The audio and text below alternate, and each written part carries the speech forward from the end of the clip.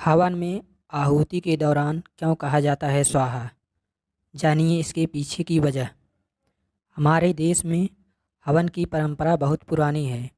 हिंदू धर्म में हर शुभ मौके पर हवन अनुष्ठान का विधान है। मान्यता है कि कोई भी शुभ कार्य करने से पहले ईश्वर को याद करना जरूरी है, तभी कार्य सफल होते हैं।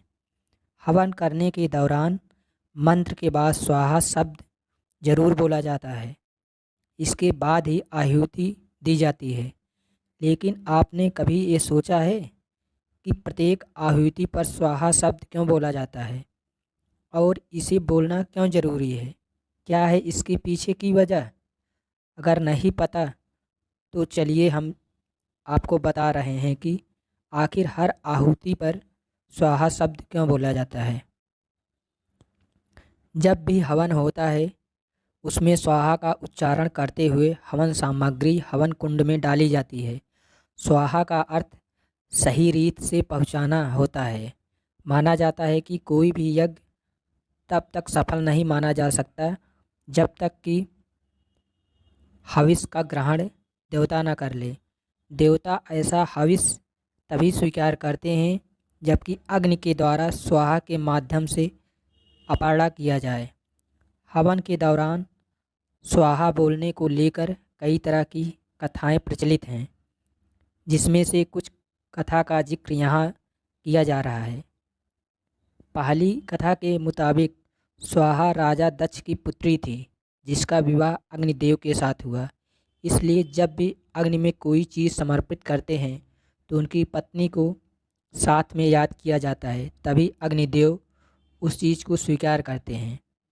दूसरी कथा के मुताबिक एक बार देवता के पास अकाल पड़ा। उनके खाने पीने की चीज़ें की कमी पड़ने लगी। इस दिन परिस्थिति से बचने के लिए भगवान ब्रह्मा जी ने एक उपाय निकाला कि धरती पर ब्राह्मणों द्वारा खाद्य सामग्री देवताओं तक पहुंचाई जाए। इसके लिए उन्होंने अग्निदेव को चुना। उस समय अग्निदेव की क्षमता भस्म करने की नहीं हुआ करती थी, इसलिए स्वाहा की उत्पत्ति हुई। स्वाहा को आदेश दिया कि वे अग्निदेव के साथ रहें।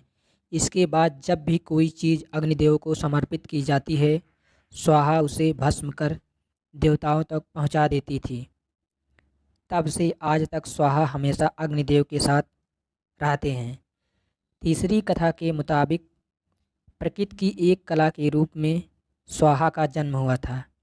भगवान कृष्ण ने स्वाहा को आशीर्वाद दिया था कि देवताओं को ग्रहण करने वाली कोई भी सामग्री बिना स्वाहा को समर्पित किए देवताओं तक नहीं पहुंच पाएगी। यही कारण है कि हवन के दौरान स्वाहा जरूर बोला जाता है। ज्योतिष शास्त्र के मुताबिक कोई भी यज्ञ तब तक पूरा नहीं होता जब तक हवन का ग्रहण देवता नहीं कर लेते। हवन को देवता तभी ग्रहण करते हैं जब अग्नि में आहूत डालते समय स्वाहा बोला जाता है।